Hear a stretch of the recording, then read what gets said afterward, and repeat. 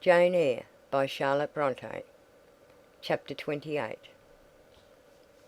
2 days are past. It is a summer evening. The coachman has set me down at a place called Whitecross. He could take me no farther for the sum I had given, and I was not possessed of another shilling in the world. The coach is a mile off by this time. I am alone. At this moment I discover that I forgot to take my parcel out of the pocket of the coach, where I had placed it for safety. There it remains, there it must remain, and now I am absolutely destitute. Whitecross is no town, nor even a hamlet. It is but a stone pillar set up where four roads meet, whitewashed, I suppose, to be more obvious at a distance and in darkness. Four arms spring from its summit. The nearest town to which these point is, according to the inscription, distant 10 miles, the farthest above 20. From the well-known names of these towns I learn in what county I have lighted. A North Midland shire, dusk with moorland, rigid with mountain. This I see. There are great moors behind and on each hand of me. There are waves of mountains far beyond that deep valley at my feet. The population here must be thin, and I see no passengers on these roads. They stretch out east, west, north, and south white, broad, lonely. They are all cut in the moor, and the heather grows deep and wild to their very verge. Yet a chance traveller might pass by, and I wish no eye to see me now. Strangers would wonder what I am doing, lingering here at the signpost, evidently objectless and lost. I might be questioned. I could give no answer, but what would sound incredible and excite suspicion. Not a tie holds me to human society at this moment, not a charm or hope calls me where my fellow creatures are. None that saw me would have a kind thought or a good wish for me. I have no relative but the universal mother, Nature. I will seek her breast and ask repose. I struck straight into the heath. I held on to a hollow I saw deeply furrowing the brown moorside. I waded knee-deep in its dark growth. I turned with its turnings, and finding a moss-blackened granite crag in a hidden angle, I sat down under it. High banks of moor were about me. The crag protected my head. The sky was over that. Some time passed before I felt tranquil even here. I had a vague dread that wild cattle might be near, or that some sportsman or poacher might discover me. If a gust of wind swept the waste, I looked up, fearing it was the rush of a bull. If a plover whistled, I imagined it a man, finding my apprehensions unfounded, however, and calmed by the deep silence that reigned as evening declined at nightfall. I took confidence. As yet I had not thought. I had only listened, watched, dreaded. Now I regained the faculty of reflection. What was I to do? Where to go? Oh, intolerable questions, when I could do nothing and go nowhere, when a long way must yet be measured by my weary, trembling limbs before I could reach human habitation, when cold charity must be entreated before I could get a lodging, reluctant sympathy importuned, almost certain repulse incurred before my tale could be listened to, or one of my wants relieved. I touched the heath. It was dry, and yet warm with the beat of the summer day. I looked at the sky. It was pure. A kindly star twinkled just above the chasm ridge. The dew fell, but with propitious softness. No breeze whispered. Nature seemed to me benign and good. I thought she loved me, outcast as I was, and I, who from man could anticipate only mistrust, rejection, insult, clung to her with filial fondness. To-night, at least, I would be her guest, as I was her child. My mother would lodge me without money and without price. I had one morsel of bread yet, the remnant of a roll I had bought in a town we passed through at noon with a stray penny, my last coin. I saw ripe bilberries gleaming here and there, like jet beads in the heath. I gathered a handful and ate them with the bread. My hunger, sharp before, was, if not satisfied, appeased by this hermit's meal. I said my evening prayers at its conclusion, and then chose my couch. Beside the crag the heath was very deep. When I lay down my feet were buried in it, rising high on each side. it left only a narrow space for the night air to invade. I folded my shawl double and spread it over me for a coverlet. A low, mossy swell was my pillow. Thus lodged, I was not, at least, at the commencement of the night cold. My rest might have been blissful enough, only a sad heart broke it. It plained of its gaping wounds, its inward bleeding, its riven chords.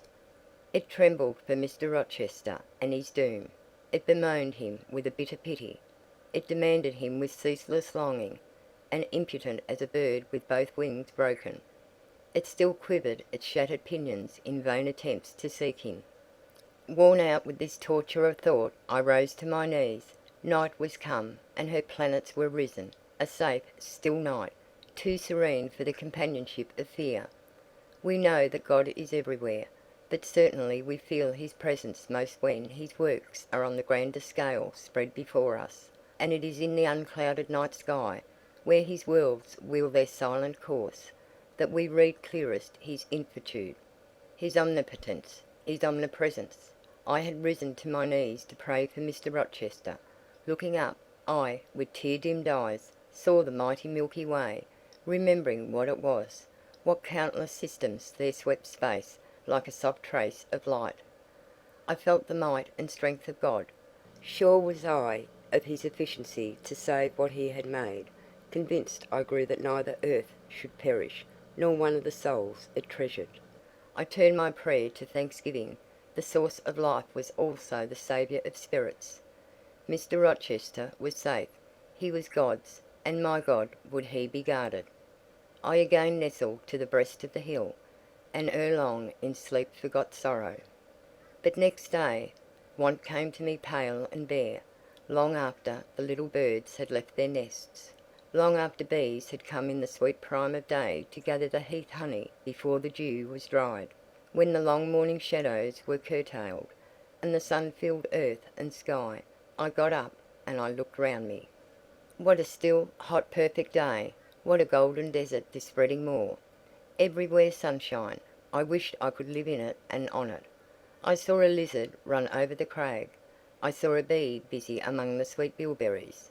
I would fain at the moment have become bee or lizard, and I might have found fitting nutriment, permanent shelter here. But I was a human being, and had a human being's wants. I must not linger where there was nothing to supply them. I rose. I looked back at the bed I had left, hopeless of the future.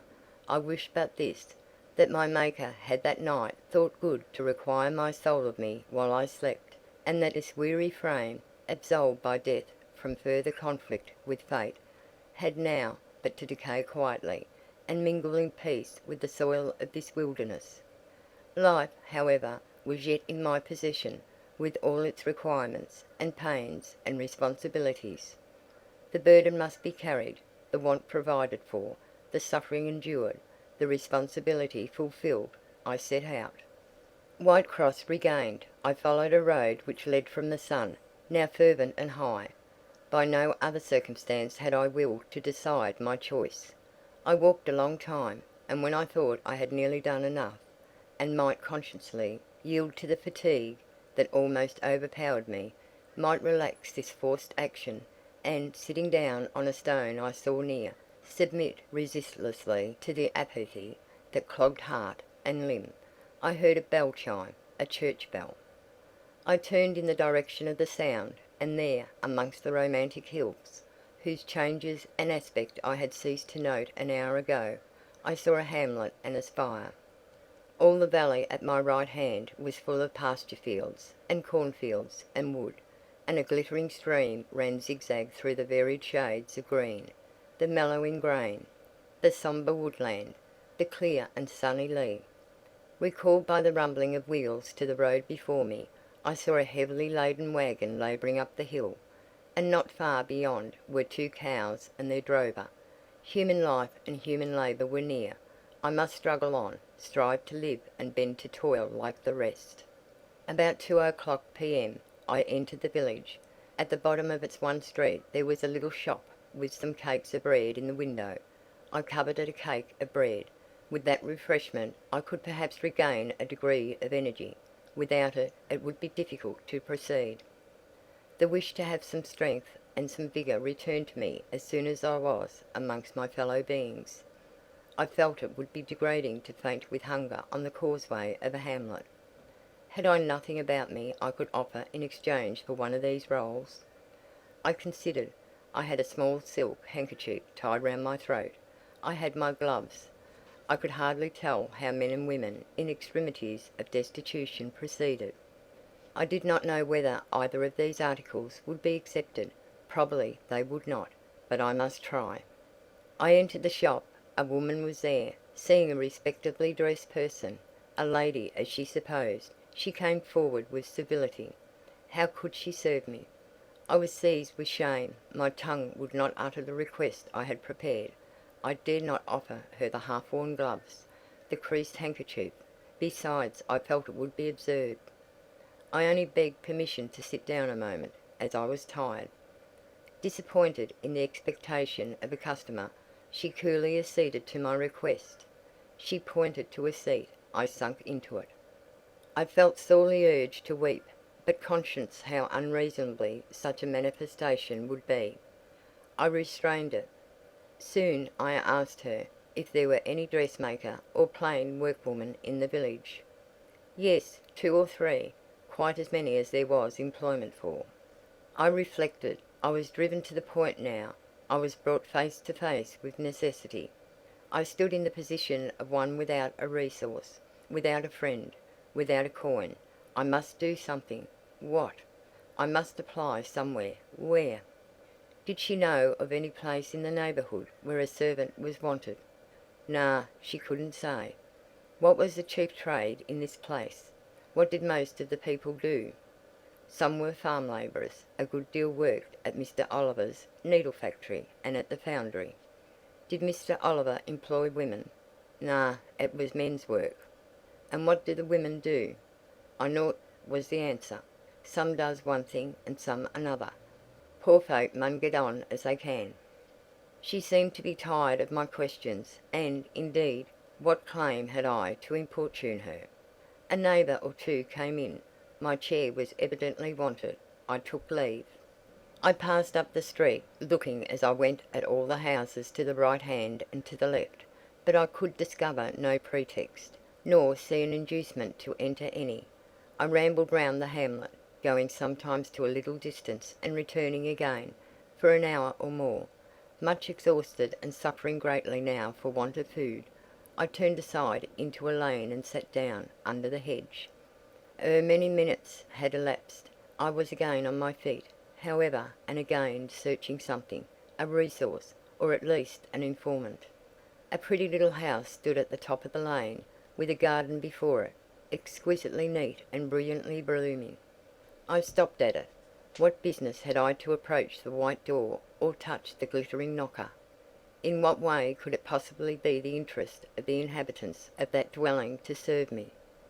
Yet I drew near and knocked. A mild-looking, cleanly attired young woman opened the door, in such a voice as might be expected from a hopeless heart and fainting frame, a voice wretchedly low and faltering. I asked if a servant was wanted here. No, said she, we do not keep a servant. Can you tell me where I could get employment of any kind? I continued. I am a stranger without acquaintance in this place. I want some work, no matter what. But it was not her business to think for me, or to seek a place for me. Besides, in her eyes, how doubtful must have appeared my character, position, tale. She shook her head. She was sorry she could give me no information, and the white door closed, quite gently and civilly, but it shut me out. If she had held it open a little longer, I believe I should have begged a piece of bread, for I was now brought low. I could not bear to return to the sordid village, where, besides, no prospect of aid was visible. I should have longed rather to deviate to a wood I saw not far off, which appeared in its thick shade to offer inviting shelter. But I was so sick, so weak, so gnawed with nature's cravings, instinct kept me roaming round abodes where there was a chance of food. Solitude would be no solitude, rest no rest, while the vulture, hunger, thus sunk beak and talons in my side.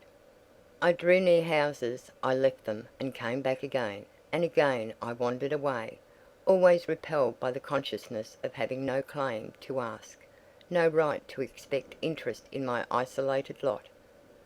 Meantime the afternoon advanced. While I thus wandered about like a lost and starving dog, in crossing a field I saw the church spire before me. I hastened towards it. Near the churchyard, and in the middle of a garden, stood a well-built though small house, which I had no doubt was the parsonage.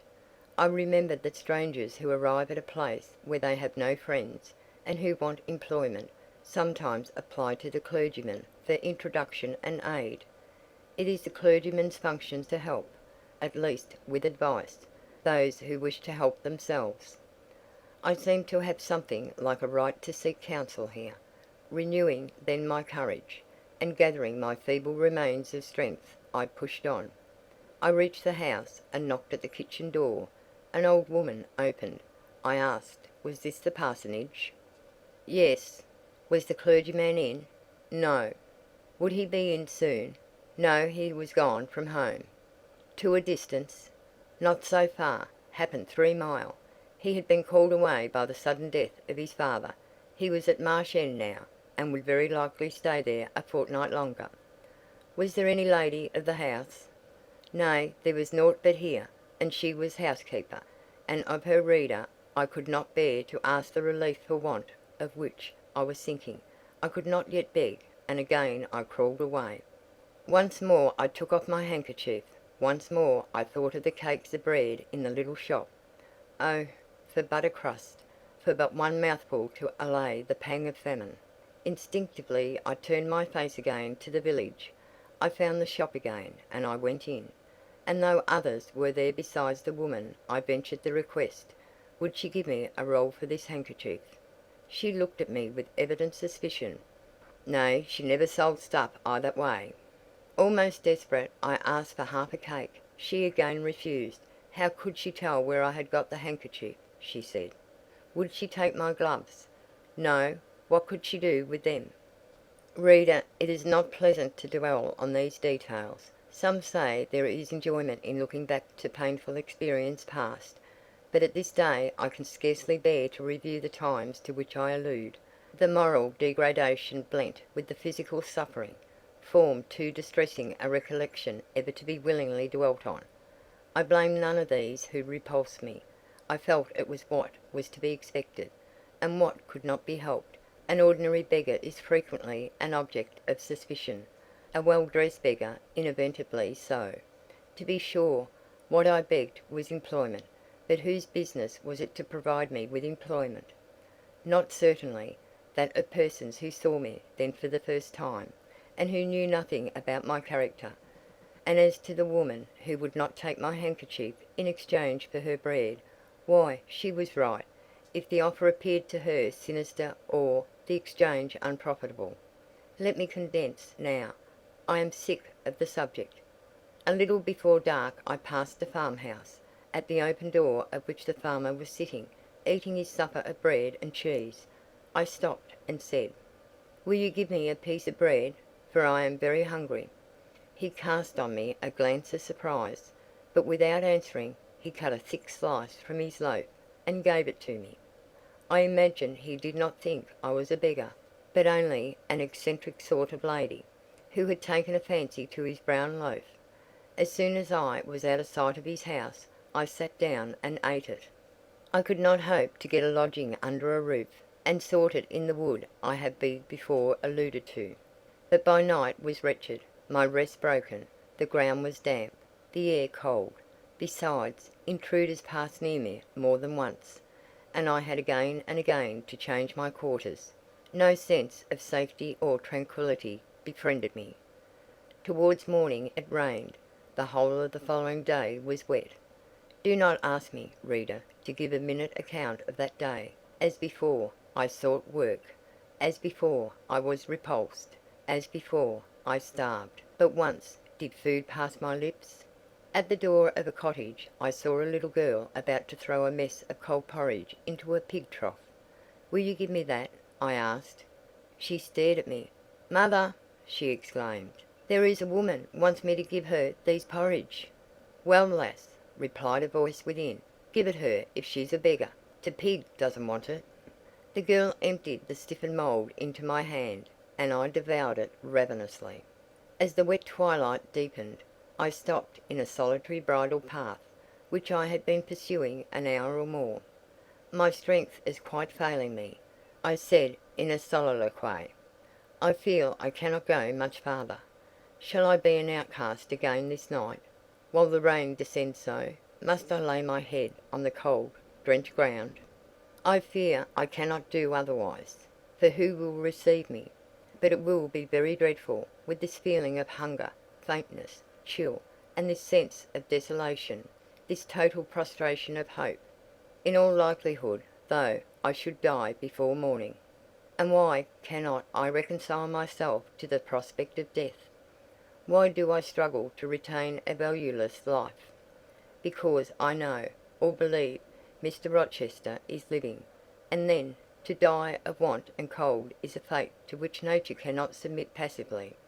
Oh, Providence, sustain me a little longer. Aid, direct me." My glazed eye wandered over the dim and misty landscape. I saw I had strayed far from the village.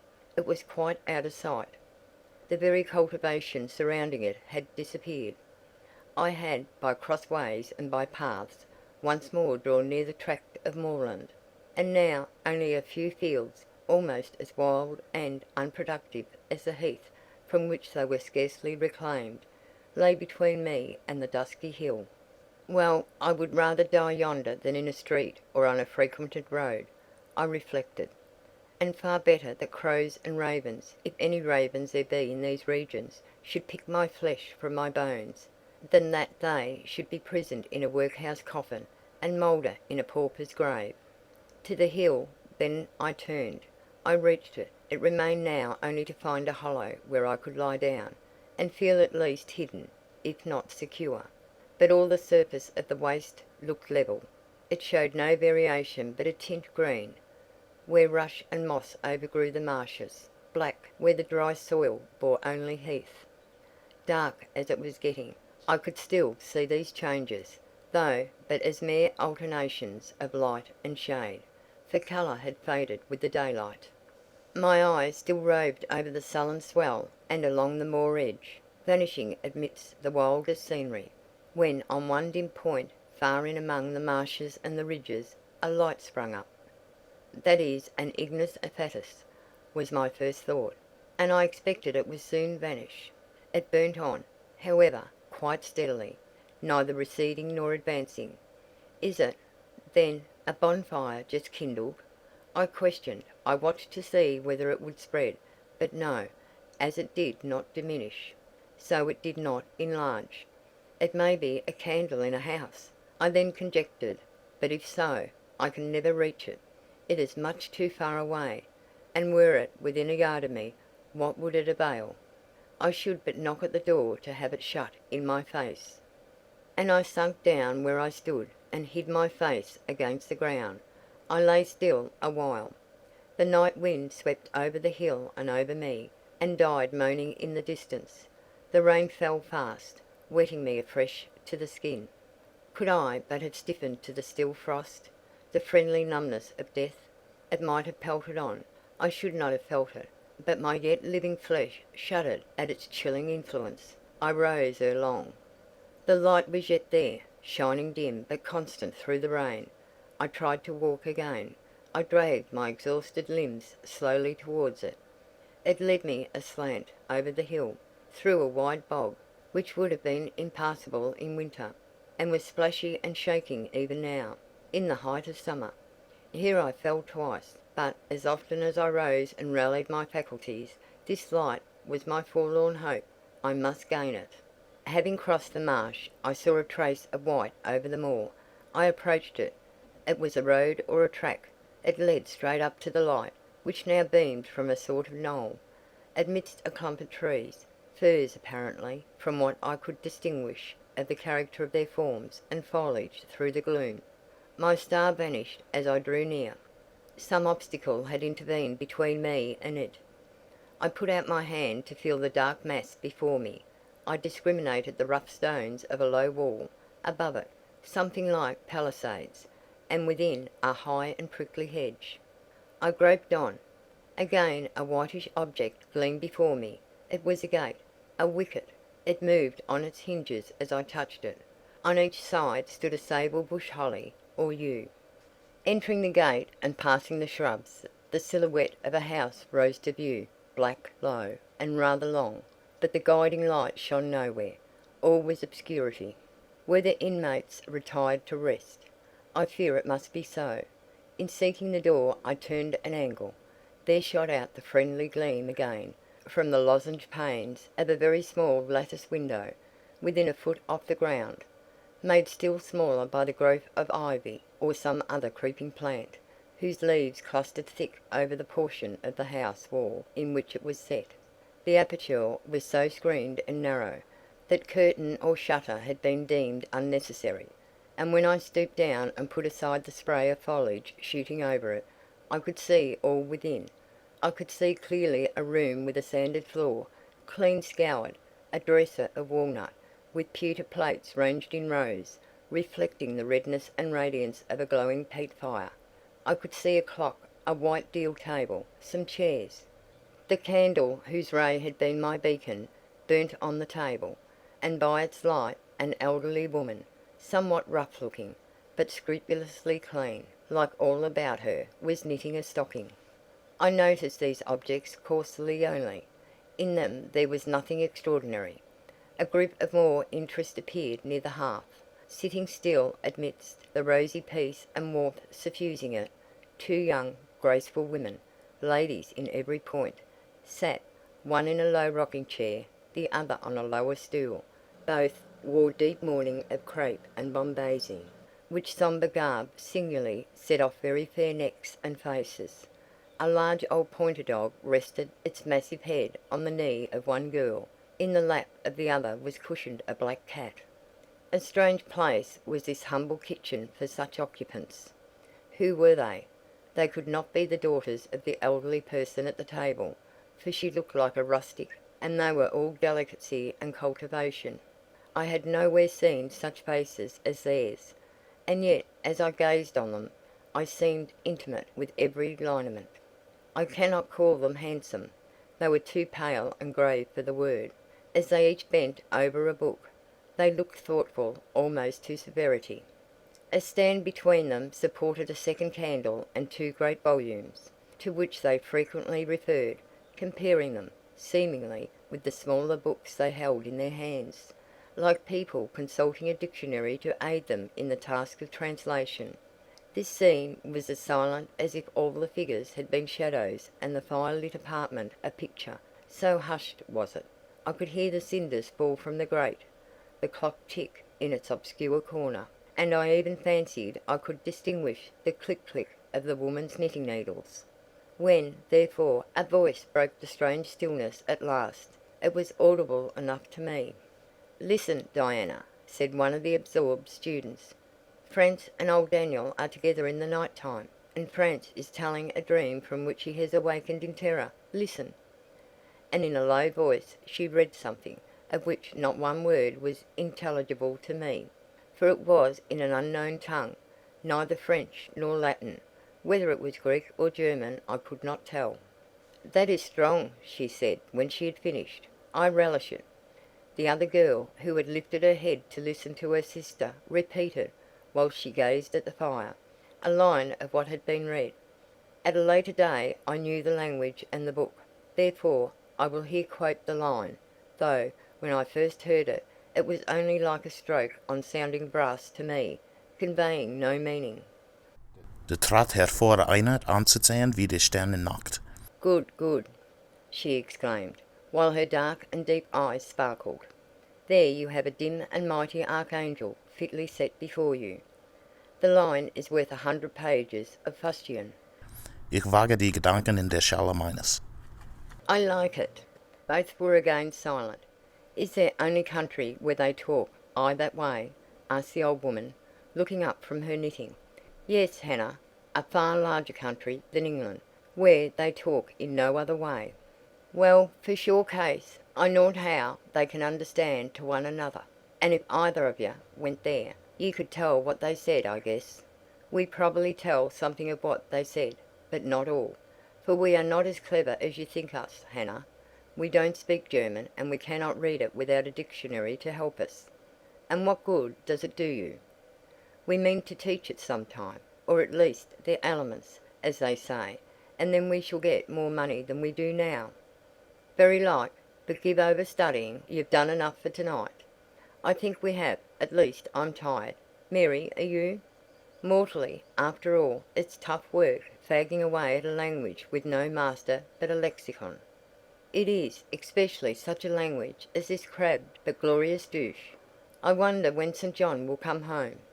Surely he will not be long now. It is just 10. Looking at a little gold watch she drew from her girdle. It rains fast, Hannah. Will you have the goodness to look at the fire in the parlour? The woman rose. She opened a door, through which I dimly saw a passage. Soon I heard her stir a fire in an inner room. She presently came back. "Ah, childer," she said, "it fair troubles me to go into yon room now. It looks so lonesome, with the chair empty and set back in a corner." She wiped her eyes with her apron. The two girls, grave before, looked sad now. "But he is in a better place," continued Hannah. "We shouldn't wish him here again, and then nobody need to have a quieter death nor he had." "You say he never mentioned us?" inquired one of the ladies. "He hadn't time, Ban. He was gone in a minute. Was your father?" "He had been a bit ailing like the day before, but naught to signify, and when Mr. St. John asked if he would like either of you to be sent for, he fair laughed at him. He began again, with a bit of heaviness in his head the next day, that is, a fortnight sin, and he went to sleep and never wakened. He wore a moustache when your brother went into the chamber and found him. Ah, childer, that's the last of the old stock, for ye and Mr. St. John is like of different sort, to them is gone. For all your mother wore mich your way, and a'most a book learned. She wore the picture o' ye, Mary. Diana is like your father. I thought them so similar I could not tell where the old servant, for such I now concluded her to be, saw the difference. Both were fair complexioned and slenderly made. Both possessed faces full of distinction and intelligence. One, to be sure, had hair a shade darker than the other, and there was a difference in their style of wearing it. Mary's pale brown locks were parted and braided smooth. Diana's duskier tresses covered her neck with thick curls. The clock struck 10. "You'll want your supper, I am sure," observed Hannah, "and so will Mr. St. John when he comes in." And she proceeded to prepare the meal. The ladies rose. They seemed about to withdraw to the parlour. Till this moment I had been so intent on watching them, their appearance and conversation had excited in me so keen an interest, I had half forgotten my own wretched position. Now it recurred to me. More desolate, more desperate than ever, it seemed from contrast. And how impossible did it appear to touch the inmates of this house with concern on my behalf, to make them believe in the truth of my wants and woes, to induce them to vouchsafe a rest for my wanderings. As I groped out the door, and knocked at it hesitatingly, I felt that last idea to be a mere chimera. Hannah opened. "What do you want?" she inquired, in a voice of surprise, as she surveyed me by the light of the candle she held. "May I speak to your mistresses?" I said. "You had better tell me what you have to say to them. Where do you come from?" "I am a stranger." "What is your business here at this hour?" "I want a night's shelter, in an outhouse or anywhere, and a morsel of bread to eat." Distrust, the very feeling I dreaded, appeared in Hannah's face. "I'll give you a piece of bread," she said after a pause, "but we can't take in a vagrant to lodge. It isn't likely." "Do let me speak to your mistresses." "No, not I. What can they do for you? You should not be roving about now. It looks very ill." "But where shall I go if you drive me away? What shall I do?" "Oh, I'll warrant you know where to go and what to do. Mind you don't do wrong, that's all. Here is a penny. Now go." "A penny cannot feed me, and I have no strength to go farther. Don't shut the door. Oh, don't, for God's sake." "I must. The rain is driving in." "Tell the young ladies. Let me see them." "Indeed I will not. You are not what you ought to be, or you wouldn't make such a noise. Move off." "But I must die if I am turned away." "Not you. I'm feared you have some ill plans agate, that bring you about folks' houses at this time o' night. If you've any followers, housebreakers or such like, anywhere near, you may tell them we are not by ourselves in the house. We have a gentleman, and dogs, and guns." Here the honest but inflexible servant clapped the door to and bolted it within. This was the climax. A pang of exquisite suffering, a throe of true despair, rent and heaved my heart. Worn out, indeed, I was. Not another step could I stir. I sank on the wet doorstep. I groaned. I wrung my hands. I wept in utter anguish. Oh, this spectre of death! Oh, this last hour, approaching in such horror! Alas, this isolation, this banishment from my kind! Not only the anchor of hope, but the footing of fortitude was gone, at least for a moment, but the last I soon endeavoured to regain. "I can't but die," I said, "and I believe in God. Let me try to wait His will in silence." These words I not only thought, but uttered, and thrusting back all my misery into my heart, I made an effort to compel it to remain there, dumb and still. "All men must die," said a voice quite close at hand, "but all are not condemned to meet a lingering and premature doom, such as yours would be if you perished here of want." "Who or what speaks?" I asked, terrified at the unexpected sound, and incapable now of deriving from any occurrence a hope of aid. A form was near. What form? The pitch dark night and my enfeebled vision prevented me from distinguishing. With a loud, long knock, the newcomer appealed to the door. "Is it you, Mr. St. John?" cried Hannah. "Yes, yes, open quickly." "Well, how wet and cold you must be, such a wild night as it is. Come in. Your sisters are quite uneasy about you, and I believe there are bad folks about. There has been a beggar woman, I declare she has not gone yet, laid down there. Get up, for shame. Move off, I say." "Hush, Hannah. I have a word to say to the woman. You have done your duty in excluding. Now let me do mine in admitting her. I was near, and listened to both you and her. I think this is a peculiar case. I must at least examine into it. Young woman, rise and pass before me into the house." With difficulty I obeyed him. Presently I stood within that clean, bright kitchen, on the very hearth, trembling, sickening, conscious of an aspect in the last degree ghastly, wild, and weather-beaten. The two ladies, their brother, Mr. St. John, the old servant, were all gazing at me. "St. John, who is it?" I heard one ask. "I cannot tell. I found her at the door," was the reply. "She does look white," said Hannah. "As white as clay or death," was responded. "She will fall. Let her sit." And indeed my head swam. I dropped, but a chair received me. I still possessed my senses, though just now I could not speak. "Perhaps a little water would restore her, Hannah. Fetch some. But she is worn to nothing. How very thin, and how very bloodless. A mere spectre." "Is she ill, or only famished?" "Famished, I think. Hannah, is that milk? Give it to me, and a piece of bread." Diana, I knew her by the long curls which I saw drooping between me and the fire as she bent over me, broke some bread, dipped it in the milk, and put it to my lips. Her face was near mine. I saw there was pity in it, and I felt sympathy in her hurried breathing, in her simple words too. The same balm like emotion spoke. "Try to eat." "Yes, try," repeated Mary gently. And Mary's hand removed my sodden bonnet and lifted my head. I tasted what they offered me, feebly at first, eagerly soon. "Not too much at first. Restrain her," said the brother. "She has had enough," and he withdrew the cup of milk and the plate of bread. "A little more, St. John. Look at the avidity in her eyes." "No more at present, sister. Try if she can speak now. Ask her her name."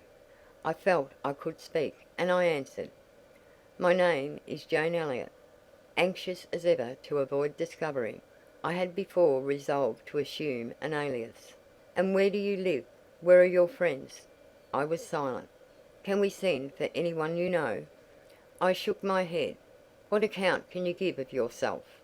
Somehow, now that I had once crossed the threshold of this house, and once was brought face to face with its owners, I felt no longer outcast, vagrant, and disowned by the wide world. I dared to put off the mendicant, to resume my natural manner and character. I began once more to know myself, and when Mr. St. John demanded an account, which at present I was far too weak to render, I said after a brief pause, "Sir, I can give you no details tonight." "But what then," said he, "do you expect me to do for you?" "Nothing," I replied. My strength sufficed for but short answers. Diana took the word. "Do you mean," she asked, "that we have now given you what aid you require, and that we may dismiss you to the moor and the rainy night?" I looked at her. She had, I thought, a remarkable countenance, instinct both with power and goodness. I took sudden courage. Answering her compassionate gaze with a smile, I said, "I will trust you. If I were a masterless and stray dog, I know that you would not turn me from your hearth tonight. As it is, I really have no fear. Do with me and for me as you like, but excuse me from much discourse. My breath is short. I feel a spasm when I speak." All three surveyed me, and all three were silent. "Hannah," said Mr. St. John at last, "let her sit there at present, and ask her no questions. In 10 minutes more, give her the remainder of that milk and bread. Mary and Diana, let us go into the parlour and talk the matter over." They withdrew. Very soon one of the ladies returned. I could not tell which. A kind of pleasant stupor was stealing over me as I sat by the genial fire. In an undertone she gave some directions to Hannah. Erelong, with the servant's aid, I contrived to mount a staircase. My dripping clothes were removed. Soon a warm, dry bed received me. I thanked God, experienced amidst unutterable exhaustion a glow of grateful joy, and slept. End of chapter 28.